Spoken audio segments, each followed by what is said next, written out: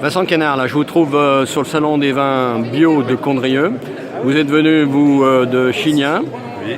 où on cultive entre autres le Chignin Bergeron, mais on va parler un petit peu de ce que vous faites. Donc Chignin, c'est pas très loin de Chambéry. Chambéry, 15 Ouais. minutes de Chambéry. Alors vous êtes installé depuis 2007. 2-3 ans. Voilà, depuis 2007, je suis arrivé. Après les études au lycée viticole de Beaune.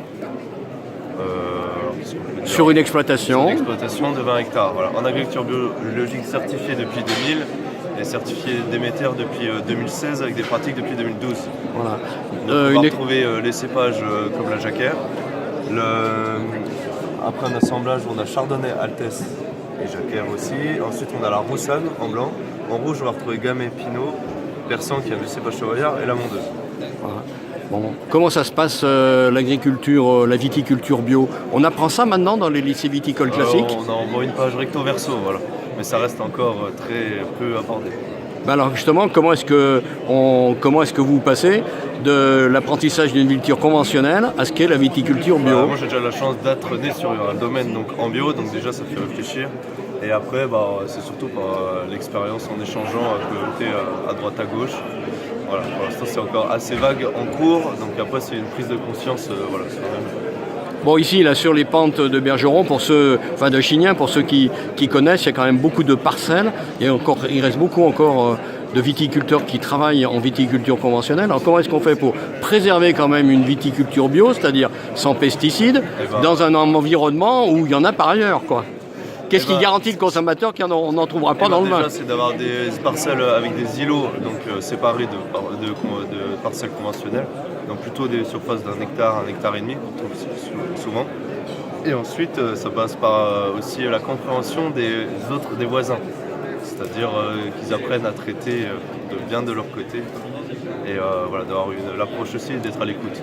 Justement, sur ce terrain-là, c'est pas toujours facile la cohabitation entre les deux. Comment est-ce que vous êtes perçus par les autres? Comme des olibrieuses, des gens un peu alors, je dirais dans les années atypiques 2000, dans les années 2000, quand on a commencé, c'était très mal vu le bio. Aujourd'hui, il y a une prise de conscience. Et d'ailleurs, tous les 2-3 ans, actuellement, il y a une nouvelle conversion qui se met en route. Donc aujourd'hui, il y a une prise de conscience et on est plutôt bien écouté et bien apprécié.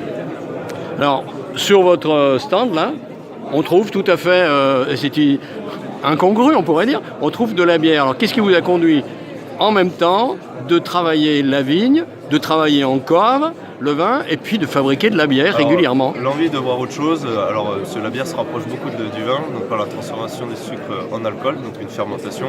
Et c'est un produit très complémentaire du vin. Alors, je voulais vraiment sortir de la monoculture, revenir un peu à de la polyculture, comme on faisait dans les années 60-70 sur le domaine. Donc, à terme, j'aimerais aussi planter de l'orge et faire une bière 100% bio et locale et travailler en fait comme les vins, un peu une bière de terroir. Mais en termes de goût, par exemple, de ce qui ressort, vous, dans le goût du vin, puis après on verra ce qui ressort dans le goût de la bière. Qu'est-ce que vous aimez dans le goût du vin? Dans le goût du vin, alors moi j'aime bien quand c'est équilibré, c'est-à-dire où ça reflète vraiment le cépage. C'est pas trafiqué œnologiquement, on met vraiment en avant les cépages du coin. Et alors après, c'est la rondeur, la douceur?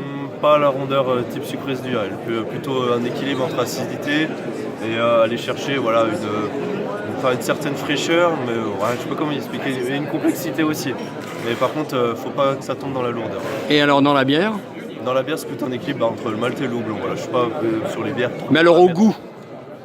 Au goût, on va retrouver un peu, j'aime bien les notes florales sur la bière, avec un peu en bouche les côtés maltais, voilà, qui vont ramener un petit peu de corps, et la petite amertume en fin qui permet comme une acidité dans le vin, voilà, de pepser un petit peu le